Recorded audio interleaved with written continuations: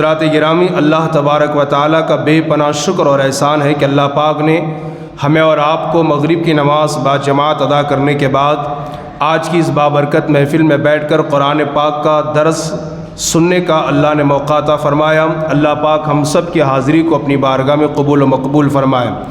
اللہ تبارک و تعالیٰ سورہ آل عمران میں ارشاد فرماتا ہے، فیہ آیات بینات مقام ابراہیم، اس میں کھلی نشانیاں ہیں ابراہیم کے کھڑے ہونے کی جگہ۔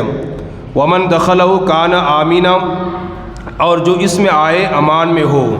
وللہ علی الناس حج البیت من استطاع الیہ سبیلا، اور اللہ کے لیے لوگوں پر اس گھر کا حج کرنا ہے جو اس تک چل سکے۔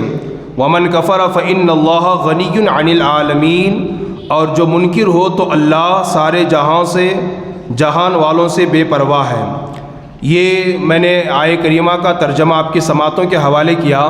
اس کا پس منظر اور اس کی تفسیر یہ ہے، اس سے پہلے کی تفسیر میں نے آپ کو بتایا تھا کہ ایک مرتبہ یہودی حضرات نبی پاک صلی اللہ علیہ وسلم کی بارگاہ میں آئے اور آ کر انہوں نے یہ کہا کہ اے محمد عربی صلی اللہ علیہ وسلم، خانہ کعبہ سے بیت المقدس افضل اور اعلیٰ ہے، اور اس کی وجہ یہ ہے کہ خانہ کعبہ کا وجود بعد میں ہوا ہے اور بیت المقدس اس سے پہلے ہے، اس وجہ سے بیت المقدس خانہ کعبہ سے افضل ہے۔ تو اللہ تبارک و تعالیٰ نے اور نبی پاک صلی اللہ علیہ وسلم نے یہ واضح فرما دیا کہ بیت المقدس سے پرانا خانہ کعبہ ہے، اور 40 سال کم و پیش بیت المقدس سے 40 سال پہلے خانہ کعبہ کی تعمیر ہوئی ہے۔ اس اعتبار سے خانہ کعبہ بیت المقدس سے افضل اور اعلیٰ ہے۔ اس کے علاوہ مزید اللہ تبارک و تعالی ارشاد فرماتا ہے کہ خانہ کعبہ کی افضلیت صرف اس بنا پر نہیں ہے کہ وہ بیت المقدس سے پہلے ہے، اس کے علاوہ بے شمار ایسی وجوہات ہیں جس کی وجہ سے خانہ کعبہ کو بیت المقدس سے افضل اور اعلیٰ ہونے کا شرف حاصل ہوا ہے۔ وہ کیا ہیں بے شمار وجوہات؟ میں پڑھتا ہوں، آپ اسے بغور سماعت فرمائیں۔ پہلی چیز تو یہ ہے کہ کعبہ تعمیر ابراہیمی ہے۔ کعبہ معظمہ کے پاس مقام ابراہیم پتھر موجود ہے۔ خانہ کعبہ کے قریب میں بالکل آپ نے دیکھا ہوگا ایک چھوٹا سا ایک مکان بنا ہوا ہے، اس کے اندر مقام ابراہیم ہے۔ مقام ابراہیم کا مطلب وہ پتھر ہے جس پر حضرت ابراہیم علیہ السلام کھڑے ہو کر خانہ کعبہ کی تعمیر فرمایا کرتے تھے، اور یہ پتھر بیت المقدس میں نہیں ہے، اس وجہ سے خانہ کعبہ بیت المقدس سے افضل اور اعلیٰ ہے۔ اور یہ وہ پتھر ہے جس پر خلیل اللہ نے کھڑے ہو کر خانہ کعبہ کی تعمیر فرمائی ہے۔ سوال یہ پیدا ہوتا ہے کہ کتنی مرتبہ حضرت ابراہیم اس پتھر پر کھڑے ہوئے؟ میں نے اس سے پہلے بھی بیان کیا ہے، میں صرف اشارہ دے کر کے گزر جاؤں۔ پوری زندگی میں 3 مرتبہ اللہ کے نبی صلی اللہ علیہ وسلم اللہ کے نبی حضرت ابراہیم خلیل اللہ علیہ السلام اس پتھر پر کھڑے ہوئے ہیں۔ ایک تو خانہ کعبہ کی تعمیر فرماتے وقت ابراہیم خلیل اللہ اسی پر کھڑے ہو کر کے خانہ کعبہ کی دیوار کو تعمیر فرمایا کرتے تھے، اور جیسے جیسے اس کی دیواریں اونچی ہوتی جاتی ویسے ویسے یہ پتھر بھی اونچا ہوتا جاتا۔ ایک تو اس وقت کھڑے ہوئے، اور دوسری مرتبہ کب؟ جب حضرت ابراہیم نے پورے خانہ کعبہ کی تعمیر فرمائی، گھر مکمل تیار ہو گیا اللہ کا، تو اللہ نے ارشاد فرمایا ابراہیم اس پتھر پر کھڑے ہو کر ساری دنیا کے انسانوں کو اس گھر کے طواف کے لیے دعوت دے دو۔ اس وقت حضرت ابراہیم اس پتھر پر کھڑے ہوئے، اور وہ پتھر عرب کے بڑے بڑے پہاڑوں سے بڑا ہو گیا، اور آپ نے اس پر کھڑے ہو کر پوری دنیا کے لوگوں کو خانہ کعبہ کی تعمیر کی دعوت عطا فرمائی۔ یہ دوسری مرتبہ آپ اس پتھر پر کھڑے ہوئے۔ تیسری مرتبہ کب؟ آپ نے سنا ہوگا اور پڑھا بھی ہوگا، اور آپ کے علم میں یہ بات ہونی چاہیے کہ ابراہیم خلیل اللہ علیہ السلام کی 2 بیویاں تھیں، ایک کا نام بی بی ہاجرہ اور ایک کا نام بی بی سارہ رضی اللہ تعالی عنہما۔ تو پہلی جو بیوی ہے وہ حضرت سارہ ہے، اور دوسری بیوی حضرت ہاجرہ ہے۔ حضرت ہاجرہ رضی اللہ تعالی عنہا سے اسماعیل علیہ السلام کی ولادت ہوئی۔ حضرت سارہ کے کہنے پر حضرت ابراہیم نے حضرت ہاجرہ کو اور حضرت اسماعیل کو خانہ کعبہ کے پاس اس دور میں جبکہ کوئی مکان وہاں پر نہیں تھا، کوئی درخت وہاں پر نہیں تھا، انسان کا نام و نشان وہاں پر نہیں تھا، چھوڑ دیا اور چھوڑ کر کے چلے آئے۔ کہاں؟ حضرت سارہ کے پاس۔ برسوں کے بعد جب حضرت اسماعیل علیہ السلام بڑے ہوئے، بعض ابتہ وہاں پر قبیلے کا قبیلہ آباد ہوا، لوگ آباد ہوئے، حتیٰ کہ اسماعیل علیہ السلام کا نکاح ہوا ایک خاتون سے۔ برسوں کے بعد حضرت ابراہیم نے حضرت سارہ سے فرمایا، پہلی بیوی سے، مجھے بیٹے اسماعیل کی یاد آتی ہے، اگر تمہاری اجازت ہو تو میں جا کر کے مل کر کے آ جاؤں۔ حضرت سارہ نے فرمایا، ٹھیک ہے، آپ کو جانے کی اجازت ہے، آپ جا سکتے ہیں، لیکن سواری سے نیچے نہ اتریے گا، یوں سواری پر بیٹھے بیٹھے بیٹے اسماعیل سے بات کر کے آ جائیے۔ حضرت ابراہیم نکلے، کہاں سے؟ وہاں سے، حضرت سارہ کے پاس سے حضرت اسماعیل کے پاس آئے تو دیکھا گھر پہ بہو ہے لیکن بیٹا نہیں ہے۔ بہو سے پوچھا، اسماعیل کہاں ہے؟ کہا وہ شکار کے لیے گئے ہیں۔ کہا کوئی بات نہیں، ان سے کہنا کہ کوئی آیا تھا تم سے ملنے کے لیے لیکن تم تو تھے نہیں، وہ واپس چلے گئے، اور ساتھ ہی ساتھ اس اسماعیل سے کہنا کہ وہ اپنے گھر کی چوکھٹ کو بدل دے، اپنے گھر کی چوکھٹ کو بدل دے۔ اس لیے کہ بہو نے نہ نیچے آنے کو کہا، نہ پانی پیش کیا، نہ محبت سے بات کیا۔ تو ابراہیم خلیل اللہ علیہ السلام نے فرمایا، اسماعیل جب آئے جائے تو اس سے کہہ دینا کہ وہ اپنی گھر کی چوکھٹ کو بدل دے۔ وہ چلے گئے۔ اسماعیل علیہ السلام تھوڑی دیر کے بعد آئے تو دیکھا کہ والد صاحب کی خوشبو آ رہی ہے۔ پوچھا کوئی آیا تھا؟ کہا ایک بوڑھا انسان آیا تھا۔ کہا کیا کہا انہوں نے؟ کہا انہوں نے تمہیں سلام محبت پیش کیا ہے اور انہوں نے کہا ہے کہ تم اپنی گھر کی چوکھٹ کو بدل دو۔ وہ تو نہ سمجھ سکی، اسماعیل علیہ السلام سمجھ گئے۔ تو اسماعیل علیہ السلام نے فرمایا، میرے والد نے تمہیں طلاق دینے کو کہا ہے، اس لیے کہ تم نے نہ میرے والد سے صحیح سے بات کیا، نہ پانی پیش کیا، نہ کھانا پیش کیا، نہ گھر میں رکنے کو کہا۔ وہ ناراض ہوئے اور انہوں نے تمہیں طلاق دینے کو کہا ہے، اب میں تمہیں طلاق دیتا ہوں، تم اپنے گھر چلی جاؤ۔ آپ نے طلاق دے دی اور وہ اپنے گھر چلی گئی۔ پہلی بیوی حضرت اسماعیل علیہ السلام کی۔ آپ نے دوسرا نکاح کر لیا اسماعیل علیہ السلام نے، اسی خاندان، اسی قبیلے میں۔ پھر کچھ سالوں کے بعد حضرت ابراہیم نے پھر کہا حضرت سارہ سے، مجھے بیٹے اسماعیل کی یاد آتی ہے۔ کہا جاؤ مل کر کے آ جاؤ، لیکن سواری سے نیچے نہیں اترنا، کھڑے کھڑے سواری پر بیٹھے بیٹھے بات کر کے آ جانا۔ ابراہیم علیہ السلام پھر آئے اور آنے کے بعد دیکھا کہ پھر اسماعیل علیہ السلام شکار کے لیے جا چکے ہیں، ملاقات نہیں ہو پائی۔ تو اب جو اسماعیل علیہ السلام کی جو دوسری بیوی تھی نا، اس نے کہا بابا آپ نیچے اتریے، آپ گھر تشریف لائیے اور پانی پیجئے، کھانا تناول فرمائیے۔ ابراہیم علیہ السلام نے فرمایا، مجھے سواری سے نیچے اترنے کی اجازت نہیں ہے، بس بیٹا اسماعیل آ جائے، اس سے کہنا کہ کوئی آیا تھا اور تمہیں سلام محبت پیش کیا ہے۔ تو اسماعیل علیہ السلام کی دوسری بیوی نے کہا، بابا آپ لمبے سفر سے آئے ہوئے ہیں اور گرد و غبار، دھول مٹی آپ کے سر کے بالوں پر اور داڑھی پر موجود ہے، کم سے کم چہرہ تو دھو لیں۔ کہا مجھے نیچے اترنے کی اجازت نہیں ہے، میں نہیں اتر سکتا۔ تب حضرت اسماعیل کی دوسری بیوی نے اسی پتھر کو ان کے قدموں میں رکھا اور کہا بابا اس پتھر پر پیر رکھ کر کے سر کو نیچے کیجئے، میں آپ کا سر دھلوا دیتی ہوں، ہے نا۔ اس پتھر پر پیر رکھ کر کے آپ جھک جائیے، اس پتھر کو سامنے کر دیا اور کہا اس پتھر پر پیر رکھ کر کے سر کو نیچے کیجئے، میں آپ کے سر کے بالوں کو دھل دیتی ہوں۔ تب حضرت ابراہیم نے اس پتھر پر قدم رکھا اور سر کو نیچے کیا۔ ان کی دوسری بیوی اسماعیل علیہ السلام کی، انہوں نے آپ کے سر کو دھلایا۔ اب حضرت ابراہیم نے فرمایا کہ بیٹے اسماعیل سے کہہ دینا کہ اب اپنے گھر کی چوکھٹ کو کبھی تبدیل نہ فرمایا۔ تو مجھے بتانا یہ ہے کہ یہ پتھر مقام ابراہیم، جس کا تذکرہ قرآن کے اندر اللہ کہتا ہے وَاتَّخِذُوا مِن مَقَامِ إِبْرَاهِيمَ مُصَلًّى، مقام ابراہیم کو جائے نماز بناؤ، مصلی بناؤ، نماز پڑھو۔ یہ پتھر دنیا میں اگر کہیں ہے تو خانہ کعبہ کے قریب ہے، بیت المقدس میں یہ پتھر نہیں ہے جس کی بنیاد پر خانہ کعبہ بیت المقدس سے افضل اور اعلیٰ ہے۔ اور اس پتھر پر جناب ابراہیم کتنی بار کھڑے ہوئے ہیں؟ 3 بار، ایک تعمیر کے وقت، ایک دعوت کے وقت جب اعلان کر رہے تھے خانہ کعبہ کے طواف کے وقت، اور تیسری مرتبہ جب اپنے بہو کے گھر، اپنے بیٹے کے گھر آپ پہنچے اور اس پتھر پر پیر رکھ کر کے آپ نے جب اپنا سر نیچے کیا سر کو صاف کرنے کے لیے اس وقت۔ اور ہزاروں برس گزر گئے، آج بھی اس پتھر پر حضرت ابراہیم خلیل اللہ کے قدموں کے نشان موجود ہیں۔ اس وجہ سے یہ خانہ کعبہ بیت المقدس سے افضل اور اعلیٰ ہے۔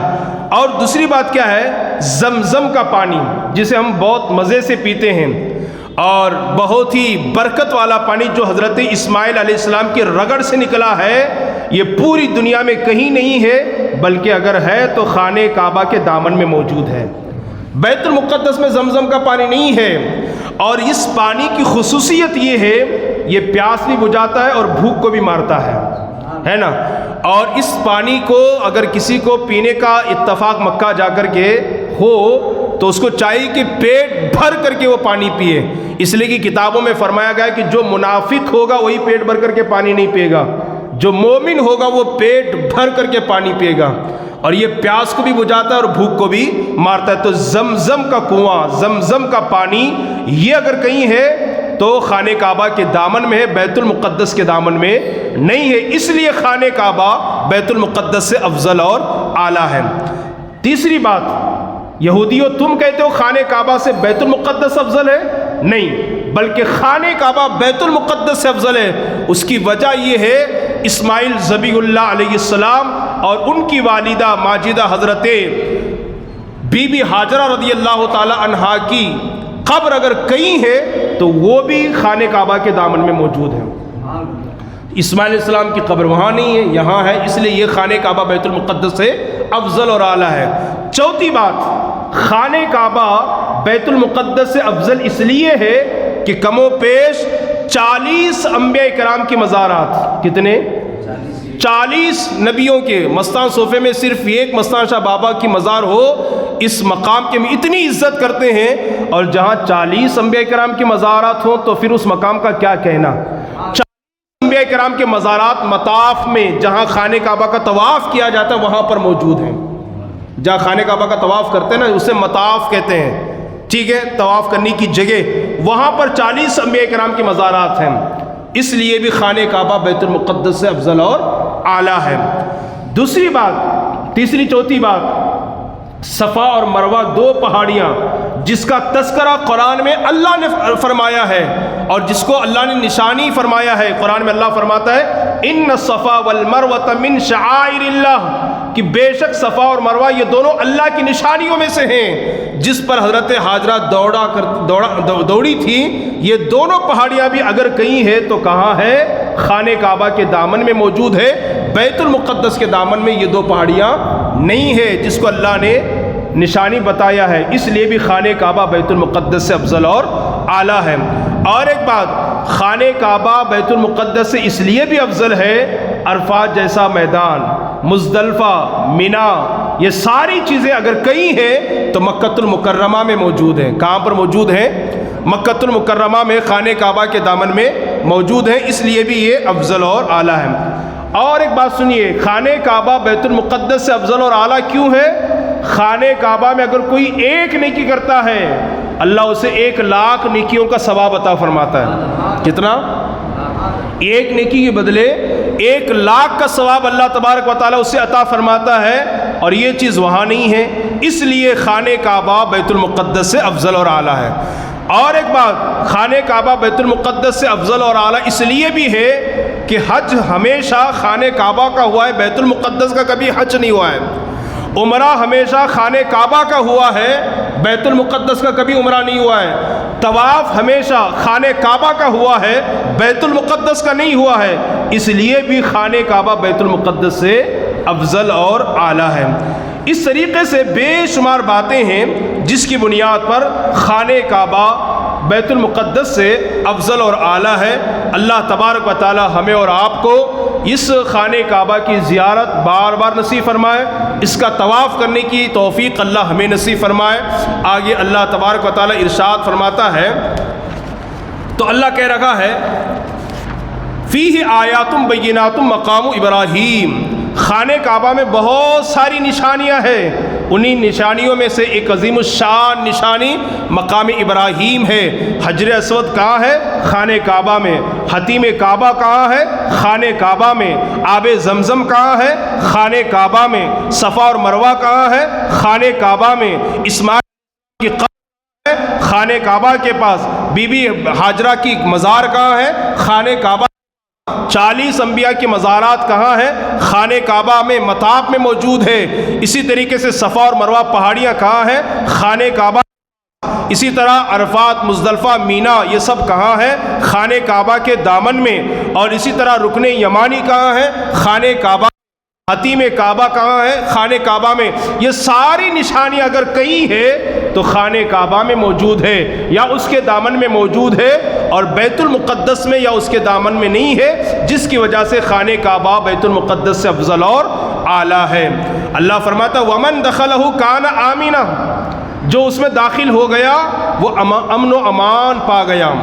وَلِلَّهِ عَلَى النَّاسِ حِجُّ الْبَيْتِ مَنِ اسْتَطَاعَ إِلَيْهِ سَبِيلًا، اور اللہ کے لیے لوگوں پر اس گھر کا حج کرنا جو اس تک چل سکے، یعنی صاحب استطاعت پر یہ فرض ہے، ضروری ہے کہ وہ حج کرے، خانہ کعبہ کا طواف کرے، حج کرے۔ ہو کس پر؟ جو استطاعت رکھتا ہو، جس کے پاس آنے جانے کے خرچے ہوں، زیادہ راہ ہو، آنے جانے کی طاقت اور قوت ہو، اس پر ضروری ہے کہ وہ حج کرے۔ اور اگر نہیں کرتا ہے تو گویا کہ وہ اپنا ہی نقصان کرتا ہے۔ ابھی میں تفسیر روح البیان میں پڑھ رہا تھا، ایک ہے حضرت مولا علی بن الموفق رضی اللہ تعالی عنہ، انہوں نے 60 مرتبہ حج کیا۔ کتنی مرتبہ؟ 60 مرتبہ حج کیا۔ حج کرنے کے بعد ایک مرتبہ بیٹھے بیٹھے سوچ رہے تھے، میں نے 60 حج کیے ہیں، پتہ نہیں میرے حج اللہ کی بارگاہ میں قبول ہے کہ نہیں ہے، یہ سوچ رہے تھے۔ اسی اثناء میں آپ پر نیند کا غلبہ ہوا اور آپ سو گئے۔ آپ کیا کریں؟ سو گئے، اور آپ نے خواب میں کیا دیکھا کہ کوئی کہنے والا کہہ رہا ہے، اے مولا علی، تم جس طرح اپنے گھر پر اپنے محبوب ترین دوستوں کو دعوت دیتے ہو، اسی طرح اپنے گھروں پر اپنے گھر پر صرف دوستوں کو بلاتے ہیں۔ ہم بھی جس طرح تم اپنے گھر پر اپنے محبوب ترین پسندیدہ اچھے دوستوں کو دعوت دیتے ہو، اسی طرح ہم اپنے گھر صرف اپنے دوستوں کو بناتے ہیں۔ مطلب یہ ہے کہ جب ہم نے تمہیں اپنے گھر بلایا ہے تو ہم نے تمہارا حج بھی قبول کر لیا ہے نا، ہم نے تمہارا حج بھی قبول کر لیا ہے۔ تو اگر کوئی شخص صاحب استطاعت ہونے کے باوجود، طاقت رکھنے کے باوجود حج نہیں کرتا، گویا کہ اللہ کی ضیافت کو، مہمانی کو ٹھکراتا ہے، اور اس سے بڑا حرمہ نصیب کوئی نہیں ہے جو اللہ کی ضیافت کو ٹھکرائے۔ آگے اللہ تبارک و تعالیٰ فرماتا ہے، قُلْ يَا أَهْلَ الْكِتَابِ لِمَ تَكْفُرُونَ بِآيَاتِ اللَّهِ وَاللَّهُ شَهِيدٌ عَلَى مَا تَعْمَلُونَ، تم فرماؤ اے کتابیو، تم اللہ کا کیوں کر انکار کرتے ہو؟ اللہ کا کیوں کر انکار کرتے ہو؟ حالانکہ اللہ تبارک و تعالیٰ اس بات پر گواہ ہے، دیکھ رہا ہے کہ تم کیا کر رہے ہو۔ ہمیں اور آپ کو چاہیے کہ ہم اللہ کا انکار نہ کریں۔ ایک اور مقام پر سورہ بقرہ میں اللہ نے فرمایا، لِمَ تَكْفُرُونَ بِاللَّهِ، لوگوں تم اللہ کو کیوں جھٹلاتے ہو، اللہ کا انکار کیوں کرتے ہو؟ وَكُنْتُمْ أَمْوَاتًا، حالانکہ تم مردے تھے، بے جان تھے، فَأَحْيَاكُمْ، تو اس نے تمہیں زندہ کیا، ثُمَّ يُمِيتُكُمْ، پھر وہ تمہیں مارے گا، ثُمَّ يُحْيِيكُمْ، پھر تمہیں دوبارہ جلائے گا، ثُمَّ إِلَيْهِ تُرْجَعُونَ، اور پھر تم سب کو اسی کی طرف لوٹنا ہے۔ تو اللہ کا ہمیں اور آپ کو انکار نہیں کرنی چاہیے، بلکہ خدا کو ماننا چاہیے۔ اور آگے اللہ فرماتا ہے، قُلْ يَا أَهْلَ الْكِتَابِ لِمَ تَصُدُّونَ عَنْ سَبِيلِ اللَّهِ مَنْ آمَنَ تَبْغُونَهَا عِوَجًا وَأَنْتُمْ شُهَدَاء، تم فرماؤ اے کتابیو، کیوں اللہ کی راہ سے روکتے ہو اسے جو ایمان لاتے ہیں، اسے ٹیڑھا کیے چاہتے ہو، اور تم اس بات پر گواہ ہو، اور اللہ تمہارے کاموں سے بے خبر نہیں ہے۔ یعنی کتابیوں سے اللہ فرما رہا ہے، جو ایمان لانا چاہتے ہیں، ایمان لانے والوں کو ایمان لانے سے کیوں روکتے ہو؟ یہ یہود اور نصارہ کیا کہتے تھے؟ اگر کوئی مسلمان بننا چاہتا، ارے تم مسلمان مت بنو، کلمہ مت پڑھو، اس لیے کہ یہ وہ نبی نہیں ہے جن کے بارے میں تورات اور زبور اور انجیل نے کہا ہے، بلکہ وہ کوئی اور ہے۔ اس طرح غلط فہمیاں پیدا کر کے لوگ، یہود اور نصارہ، لوگوں کو مسلمان بننے سے روکا کرتے تھے۔ تو اللہ ان کا یہاں پر رد فرما رہا ہے۔ ہمیں اور آپ کو چاہیے کہ ہم بھی کسی کو نیکیوں سے نہ روکیں، اچھا کام کرنے سے نہ روکیں، مسجد مدرسہ آنے سے نہ روکیں، اللہ اس کے رسول کی بارگاہ سے قریب ہونے سے نہ روکیں۔ اگر کوئی روکتا ہے تو بڑا ظلم، بڑی زیادتی کرتا ہے۔ اللہ پاک سب کو سمجھ کی توفیق عطا فرمائے۔